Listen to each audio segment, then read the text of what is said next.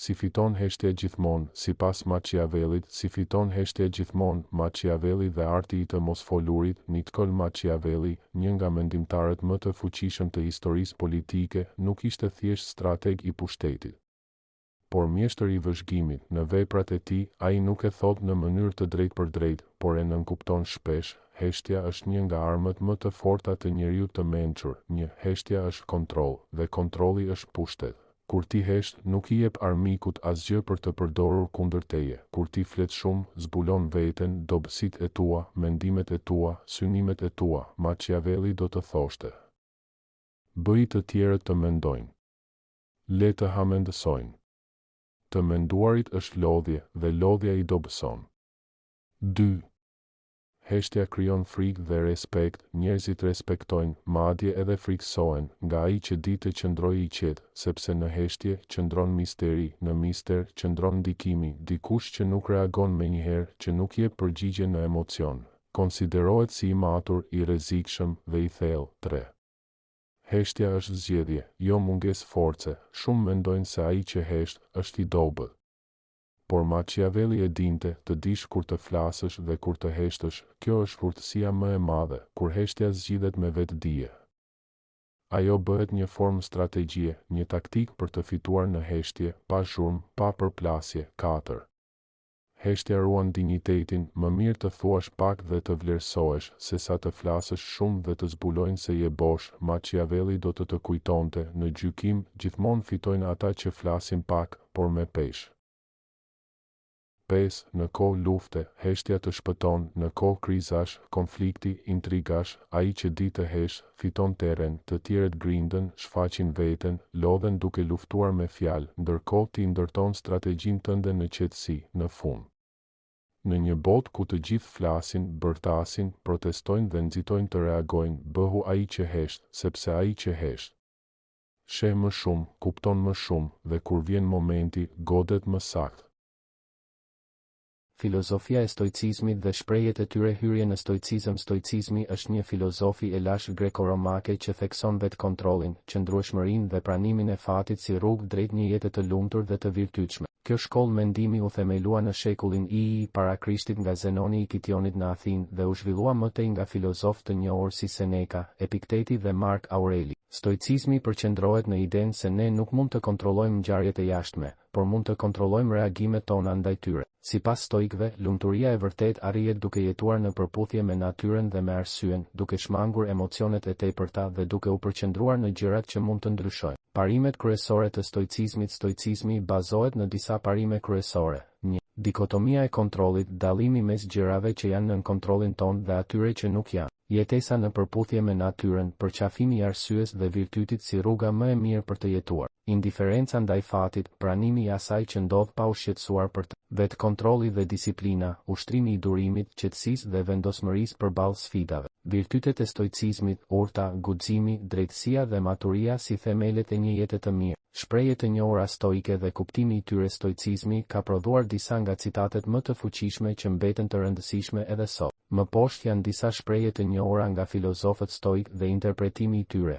1. Nuk janë gjërat që na shqetësojnë, por mendimet tona për ato. Epikteti. Kjo shprehje nënvizon rëndësinë e perceptimit ton në përballjen me sfida. Nuk është vetë ngjarja që na shkakton vuajtje, por mënyra se si e shohim atë. 2. Lumturia e jetës varet nga cilësia e mendimeve të tua. Mark Aureli. Një kujtesë e fuqishme që mendimet tona ndikojnë në mirëqenien tonë. Duke kultivuar mendime të shëndetshme, ne mund të arrijmë një jetë më të lumtur dhe më të qetë. 3. Nëse dëshiron të mos jesh I frikësuar nga asgjë, mos dëshiro asgjë që varet nga të tjerët. Epikteti. Kjo shprehje flet për rëndësinë e pavarësisë mendore dhe emocionale. Kur bazojmë lumturinë tonë në gjëra që janë jashtë kontrollit ton, bëhemi të cenueshëm ndaj zhgënjimit. 4. Vështirësitë forcojnë mendjet, ashtu si puna fizike forcon trupin. Seneca. Një koncept I rëndësishëm në stoicizëm është se sfidat janë mundësi për rritje. Çdo vështirësi është një mundësi për të mësuar dhe për t'u bërë më I fortë. 5. Njeriu që guxon të humbasë gjithçka, nuk ka më frikë nga asgjë. Seneca. Kjo shprehje ilustron fuqinë e heqjes dorë nga pasuria materiale dhe nga frika e humbjes. Duke pranuar se gjithçka është e përkohshme, ne bëhemi më të fortë emocionalisht. Stoicizmi në jetën e përditshme. Për të aplikuar stoicizmin në jetën e përditshme, mund të ndjekim këto hapa. 1. Praktikimi i reflektimit të përditshëm, shkruani mendimet dhe përvojat për të analizuar reagimet tuaja. Meditimi mbi vdekjen, memento mori, kujtoni se jeta është e përkohshme dhe duhet të shfrytëzohet me mençuri. Praktikimi i vetkontrollit, mësoni të kontrolloni emocionet dhe reagimet impulsive. Përqafimi i vështirësive, shikoni sfidat si mundësi për rritje, jo si pengesa. Kultivimi i mirënjohjes, fokusohuni te gjërat që keni, jo te ato që mungojnë. Përfundim, stoicizmi ofron një rrugë të fuqishme drejt një jete të qetë dhe të qëndrueshme. Duke praktikuar mësimet e tij, mund të ndërtojmë një mentalitet më të fortë dhe të përballojmë sfidat me më shumë qetësi. Shprehjet dhe parimet stoike mbeten një burim frymëzimi për çdo që dëshiron të jetojë një jetë më të ndërgjegjshme dhe më të virtytshme. Fokusi në sukses. Filozofia e Napoleon Hill mbi mendimin pozitiv. Napoleon Hill është një nga autorët më me ndikim në fushën e zhvillimit personal dhe suksesit. Libri i tij Mendo dhe Pasurohu është një nga veprat më të shitura të gjitha kohërave dhe ka ndihmuar miliona njerëz të kuptojnë fuqinë e mendimit pozitiv dhe përqendrimit të qëllimet e tyre. Një nga shprehjet më të njohura të Hill është: mbaje mendjen të përqendruar te ajo që dëshiron në jetë, jo te ajo që nuk dëshiron. Kjo shprehje pasqyron filozofinë e tij mbi fuqinë e mendjes dhe ndikimin e drejtpërdrejtë që ka fokusi ynë në rezultatet që arrijmë në jetë. Por çfarë qëndron pas kësaj thënieje dhe si mund ta zbatojmë atë në jetën e përditshme?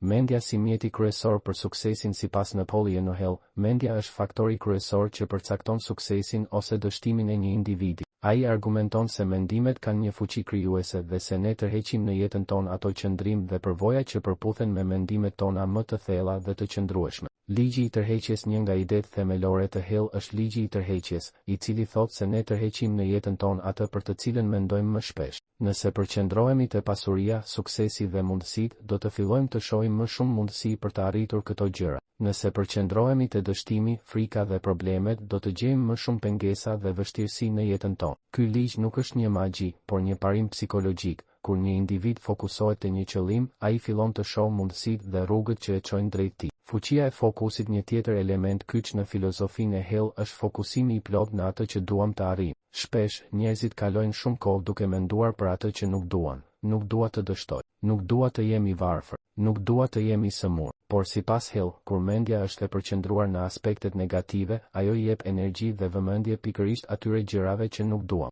Në vend të kësaj, ai këshillon të ndryshojmë mënyrën e të menduarit. Dua të kem sukses, dua të jem financiarisht i pavarur, dua të jem i shëndetshëm dhe energjik. Kjo mënyrë të menduari krijon një ndryshim të madh në mënyrën se si truri përpunon informacionin dhe kërkon mundësi për të realizuar këto qëllime. Si ta zbatojmë filozofinë e Napoleon Hill në jetën e përditshme? Për të zbatuar këtë filozofi në praktik, duhet të ndjekim disa hapa thelbësor. 1. Përcaktoni qartë çfarë doni. Një nga gabimet më të mëdha që njerëzit bëjnë është që nuk janë të qartë për atë që duan. Hill këshillon të shkruajmë qëllimet tona në mënyrë të qartë dhe specifike. Mos thuaj, dua të kem sukses. Thuaj, dua të ndërtoj një biznes që gjeneron 100.000 euro në vit. 2. Vizualizoni suksesin. Imagjinimi i suksesit është një mjet i fuqishëm. Hill besonte se nëse e shihni veten duke arritur qëllimet tuaja në mendjen tuaj, ju do të filloni të veproni në atë drejtim. Çdo mëngjes dhe çdo mbrëmje, kaloni disa minuta duke imagjinuar veten tuaj duke jetuar jetën që dëshironi. 3.